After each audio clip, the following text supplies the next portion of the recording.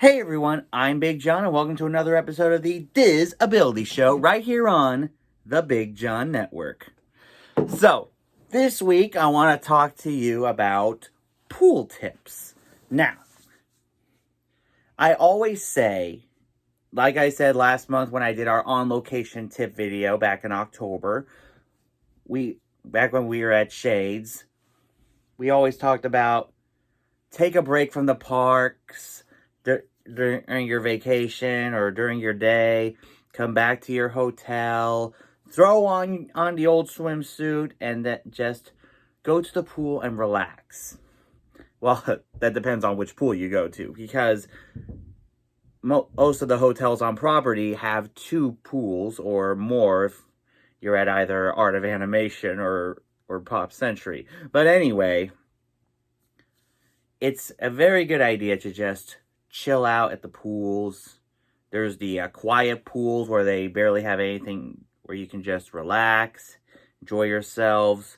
And then there is the crowd pool where a lot of the guest activities take place, and of course the water slides. For those of you who know me, you know that I am a sucker for water slides. If I see a water slide, I go down them for like half an hour, but it's just a good idea to just cool off, especially in Florida, because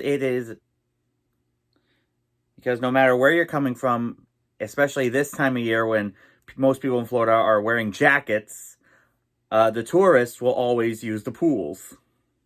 So no matter what, make sure during your vacation, you take some time to just go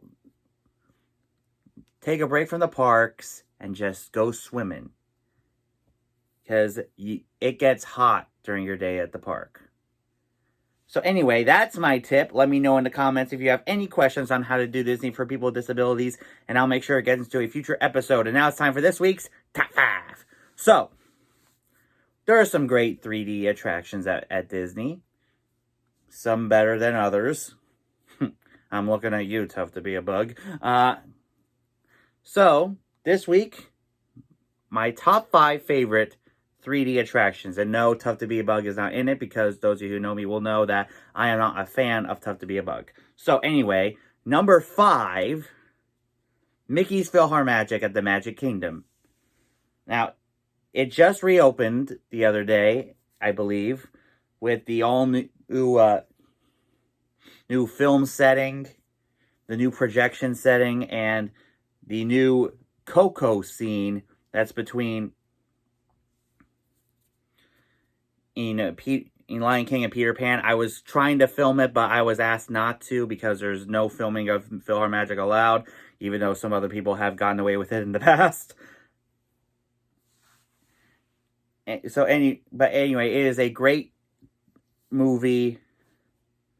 You got these amazing scenes from other movies, and it's so good to finally have a scene added to it. All right, number 4, the Disney Pixar Short Film Festival over at Epcot. Now, this is probably one of Epcot's hidden gems, where in the theater where they used to have Captain EO and Honey, I Shrunk the Audience. I never saw either of them. But it has some great shorts. Last time we were there, it started, of course, with Get a Horse. And then the cute Piper short, which is totes adorbs, as the kids say. And I forgot what the third one was, but I'm sure it was just as great. All right, number 3. Number 3 is Toy Story Mania. Now, we get very competitive on Toy Story Mania, because there are all these different games with all these Toy Story characters, and I always try my best. My mom and I always combine our scores against our dad, even though my dad thinks it's cheating, but we think it counts as a win. Let me know in the comments if putting your points together counts as a win, because I think it does. yeah, it is a great thing because I love video games and I love attractions. So put the two of them together, heaven. All right, number 2, Star Tours: The Adventures Continue. Now, this is one of the best Star Wars rides at Hollywood Studios out of the 3. and you can ride it again and again because there's over 50 different adventure combinations you can get. We always try to predict which one we get before riding. Sometimes, mostly we're wrong, but there's at occasion that we actually get one piece right. So the fun part of that is that it always keeps us guessing. And my number 1 favorite 3D attraction, Muppet Vision 3D. One of the best 3D films on property. No, the best. Because it has the Muppets. And you can expect plenty of mayhem from this movie. And it is so great. The pre-show is great.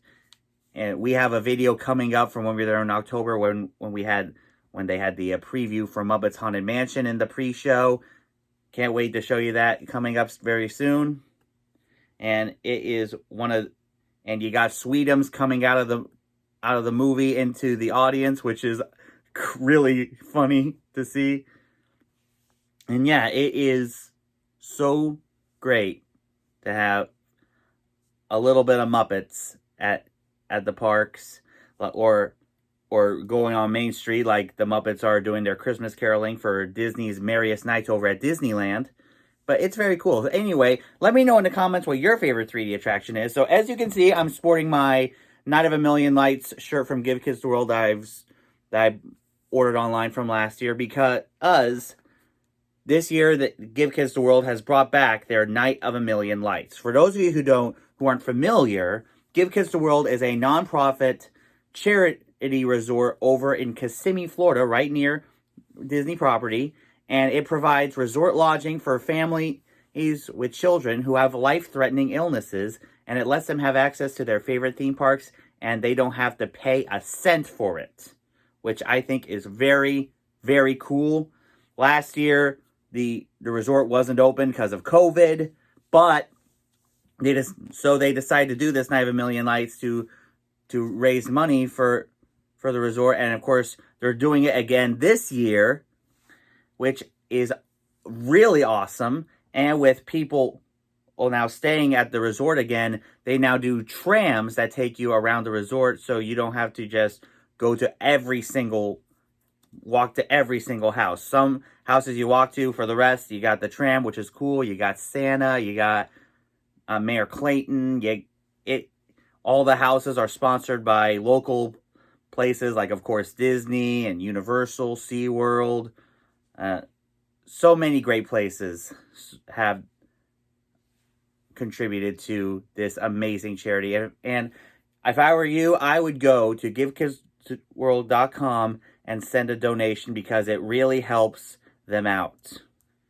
So anyway, that's this week's show. Let me know in the comments if you have any questions on how to do Disney for people with disabilities, and I'll make sure it gets into a future episode. Now, for this week's shout-outs, make sure you check out Nate, a.k.a. Paging Mr. Morrow. He does amazing vlogs from the parks each and every day. Also, make sure you check it. Also, if you're looking for a good travel agent, make sure I recommend Kim Colian. She Plans Travel. That's her Facebook, Kolean. She is an amazing travel agent. If you're looking for an agent, I recommend her.